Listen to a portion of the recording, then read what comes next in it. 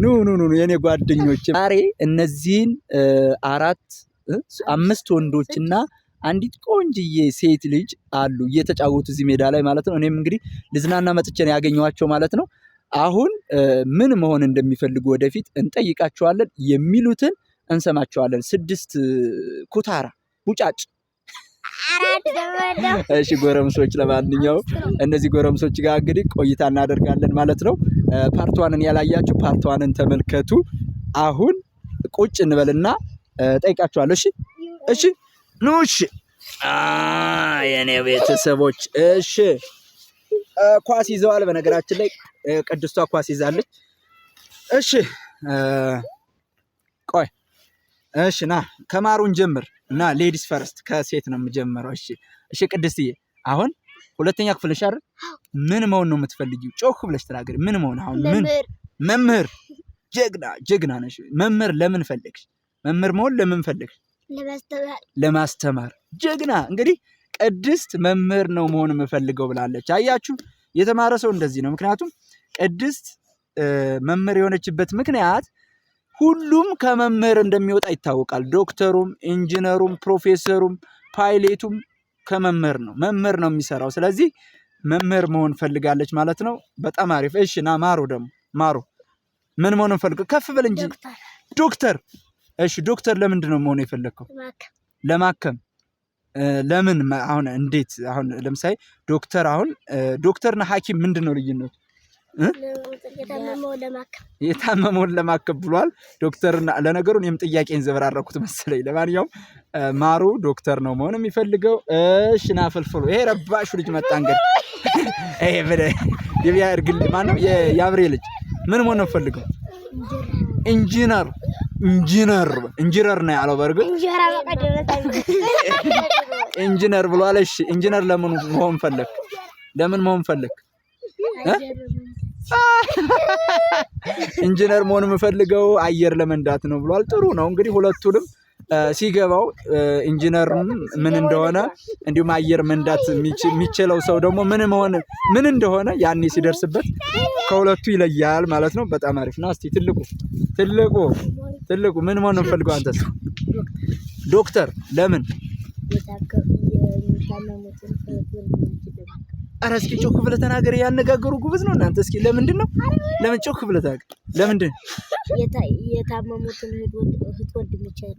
የታመሙትን እህት ወንድሞችን ለማከም ብሏል። ይሄ ልጅ አንዴ ያጨብጭቡበት በያላችሁበት ወራጅ። ጎበዝ። ና ደግሞ ያልተጠየቀ ማን ነው? ና ቶሎ በል። በረከት። እሺ በረከት የኔ ጉችል የኔ አባት ና እስኪ ምን መሆን ነው የምፈልገው? የኔ አባት ዶክተር። ለምን? ለማከም። ሳር እየበላ ነው እንደው እንዴት እንደማስተማር ለማከም። የኔ አባት ጎበዝ ነው። ገና መዋለ ሕፃናት ነው ይሄ ልጅ። እንግዲህ ዶክተር ይሆናል በእርግጠኝነት ማለት ነው። ታዲያ አብዛኞቻችን ኢትዮጵያ ውስጥ ያለ አንተ ተንኮኛ ረፍ አብዛኞቻችን ኢትዮጵያ ውስጥ ያለን ወላጆች ልጆቻችን የሚፈልጉትን አሁን የተማሩትን ወይም አሁን የሚመኙትን ነገር እንዲያደርጉ ወይም እንዲሆኑ መስመር መስጠት አለብን። ትልቁ ችግር ይሄ ነው። እንግዲህ አንተ እንዲህ ነው መሆን ያለብን እንባላለን ማለት ነው። አሁን የልጅ ዶክተር መሆን ነው የሚፈልገው። እዚህ ዶክተር ምን ያስፈልገዋል የሚለውን ምን ያስፈልገዋል የሚለውን ለምሳሌ አሁን ስለ ጤና ማወቅ ምናምን እንደዚህ ማድረግ ይገባናል ማለት ነውና ብዙዎቹ ህልማቸው የማይሳካው ለዚህ መድኃኔዓለም ያለ ረብስ ስላሴ አንተ ከነላንቆ ከፍጣተ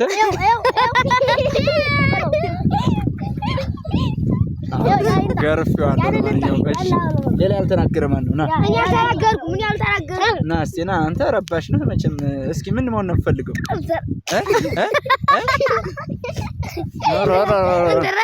ምን ተናገር?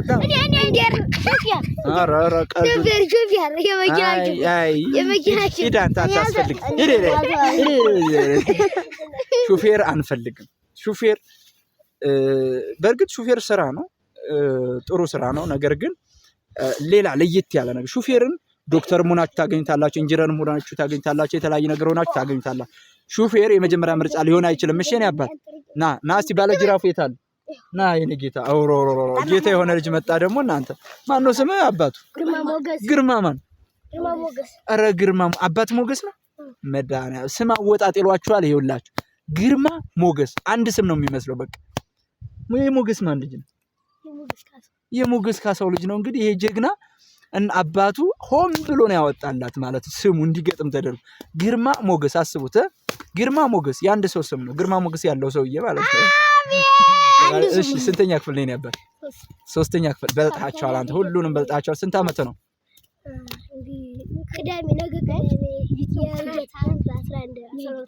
ዋው ልደቱ በነገራችን ላይ ነገ ቅዳሜ ግንቦት 1 ነው። 11 ዓመት ይሆናል ብሏል። በዚሁ አጋጣሚ እስኪ ኑ መልካም ልደት በሉት። ይሄን ልጅ እንኳን ተወለድክ ግርማ ካሳ እንኳን ተወለድክ። በጣም አሪፍ። እሺ ምን መሆን ነው የምትፈልገው? የኔ ተሽኮርማሚ ምን መሆን ነው የምትፈልገው? ዶክተር ነው። ለምን ዶክተርን መረጥክ? ዶክተር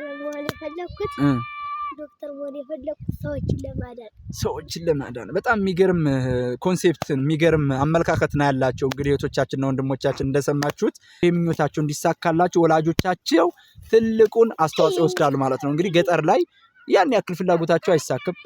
ማን ነው ደግሞ ይሄ ብቅ ያለው? አንተ ጥርሱ ብቻ የሚታየኝ ብዙ ሰው መጥቶልና ደግሞ መጥቶልኝ ኑ የኔ ቆንጆ። ኧረ ዛሬ ብዙ ጓደኞች አግኝቻለሁ። እሺ አሁን ደግሞ ጅራፍ ይዘው መጥተዋልና ጅራፍ በተራ ያጮሃሉ። ማን እንደሚችልና ማን እንደማይችል እናያለን። እስካሁን ሰብስክራይብ ካላደረጋችሁ ሰብስክራይብ አድርጉ በሏቸው። ኑ እስኪ ሰብስክራይብ አድርጉ በደምብ እስኪ ነይ እስኪ ሰብስክራይብ አድርጉ በይ። ሰብስክራይብ ሽርበባ ወይ እስኪ ረፋንተ አንተ ረዝም በል እንጂ እስኪ ቆንጅትዬ ሰብስክራይብ